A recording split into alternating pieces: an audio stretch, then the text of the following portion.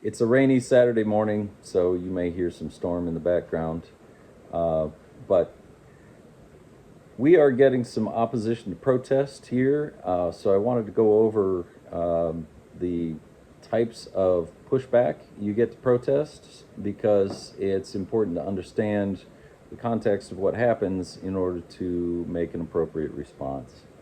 What we're getting now is an especially pernicious kind that sometimes people mistake and respond inappropriately to.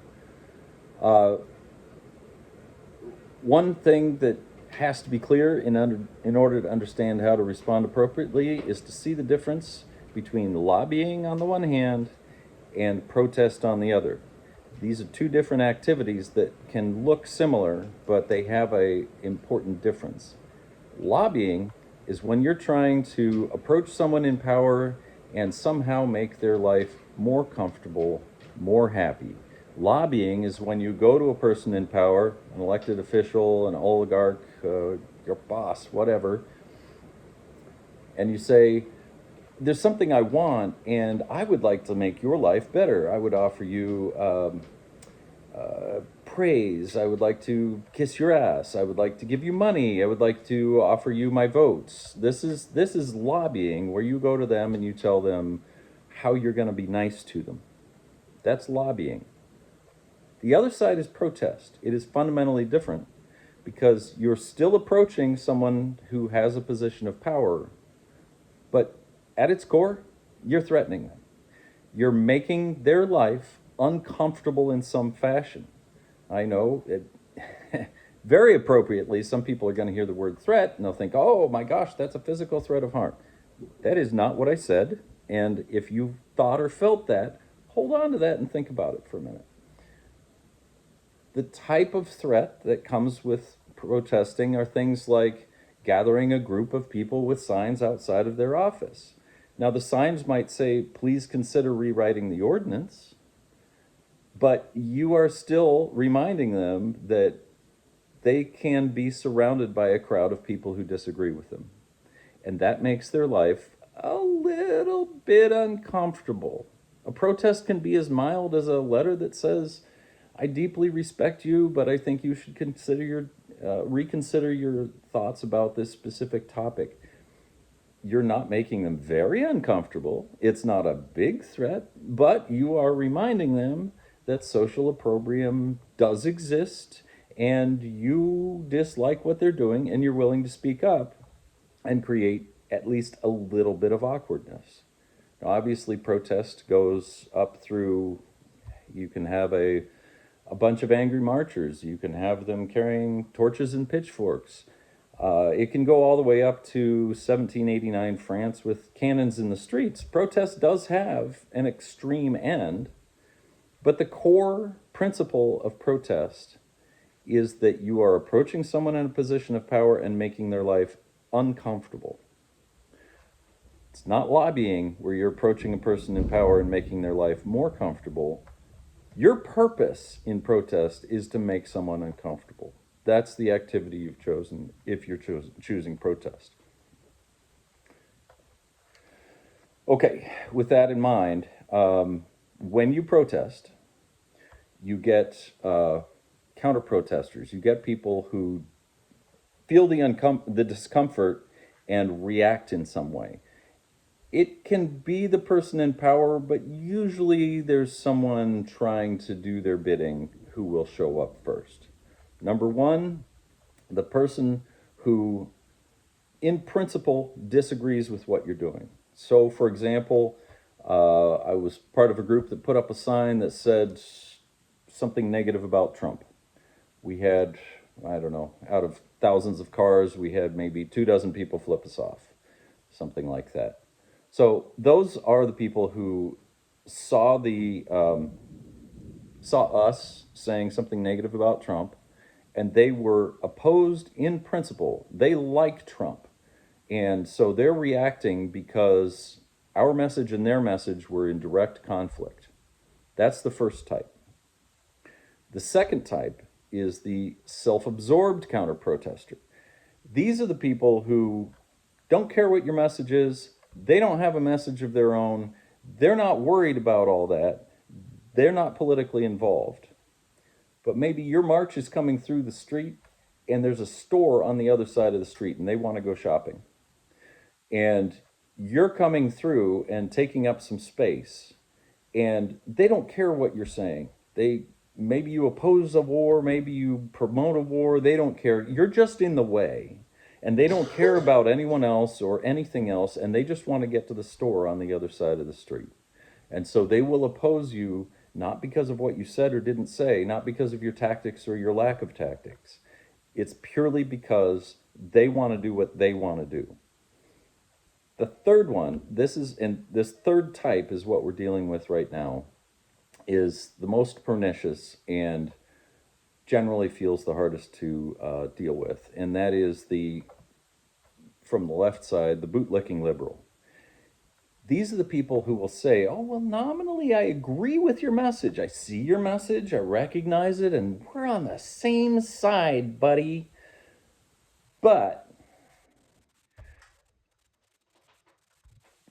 what they won't say, but is at the core of it, is they are upset that power is being challenged. These people are fundamentally authoritarian, but have vaguely left-wing views. So the fact that you're challenging power is upsetting to them. So they are pushing back on you because they think that lobbying is the only type of civic engagement that is legitimate. The instant you make someone uncomfortable, these boot-looking liberals come out of the woodwork and push back on you. They always misquote and misrepresent the civil rights era. They will tell you that, oh, look at Martin Luther King. He was nonviolent. Martin Luther King was a gun owner and he carried a gun. He was not committed in principle to nonviolence at all times in all circumstances. Martin Luther King's genius, I guess I shouldn't boil it down to one thing, but the use of nonviolence was a tactic that he chose to deploy strategically from time to time. There's a huge difference between nonviolence in all cases at all times versus choosing to be nonviolent in specific situations because you think it's the most effective way to get what you want in that time and place. That is what Martin Luther King did, and that is what these bootlicking liberals will always leave out. So they'll come after you for somehow you're being too aggressive and somehow that constitutes violence, and they'll tell you, look at this fake, mostly white version of Martin Luther King that never existed in history, but exists in their mind because, as bootlicking authoritarians, they want you to behave that way. And then what they'll do is they'll go through everything you did. Mind you, they weren't in the room making the plans. They don't really know what happened. They don't really know what the plan was. They weren't there on the streets at the time it was happening. But they'll go through everything that they think you did, and they'll find one or two events where something was suboptimal, maybe, and they'll say, see, you're doing it wrong. You're doing it wrong right here. This is where you're failing. And it feels like they'll probably pick something that you're not entirely comfortable with, something that maybe did go wrong. And it'll feel like legitimate criticism because at that moment you're thinking, well, that thing was kind of regrettable. We didn't want that person to show up. Somebody else wrote a sign and showed up in the crowd, or whatever the event was. Somebody misunderstood the instructions and did something we didn't want. It feels like legitimate criticism because there's something that happened that you would have preferred not to happen. But the distinction is that this bootlicking liberal is not making a genuine effort to create an effective protest. No matter what you do, it will have been the wrong thing to do.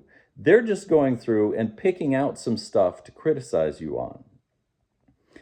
If you're not kissing ass and restricting yourself only to lobbying, these bootlicking liberals will come after you. there's another aspect to this, and it fits under the phrase respectability politics. Respectability politics includes things that relate to protesting, but also things like what you wear. And this is a deeply racist perspective. It's always deployed against people of color. They're wearing the wrong thing. They use the wrong words. Language that's typical of whatever their ethnicity is the wrong language to use. Well, you can't say that in the city council meeting. God forbid anyone uses any profanity, which is more common among some groups. They'll focus in on whatever it is that they don't like, and they'll say, "Oh well, he used the F word, so we can't have that," and completely discount everything else that was said. Are they actually that offended by the F word? No. They're just looking for any excuse to dismiss all the substance that was said. And that's the same principle that's applied when someone goes through your march or your protest and says, "See, this event right here, this was bad." And they're using it as an opportunity to dismiss all the things you did from the outside, of course. So to wrap this up, the conclusion is that when you protest, there are groups of people for whom nothing you do will be the acceptable or right thing to do. And the reality is that these people show up to tell you that you're being effective. If nobody is counter-protesting, if nobody is speaking against anything that you're saying, nobody's hearing you. It's only when somebody is showing up to say, "Oh, you're wrong," for some reason, that's the first moment when someone has heard you. Pushback is the signal that you're being effective. If you're not getting pushback, if you're not getting flipped off, if you're not having bootlicking liberals telling you you're doing it wrong and misquoting Martin Luther King at you, you're not being heard. If you're making someone uncomfortable, you will hear about it. That's the measure of success in protesting.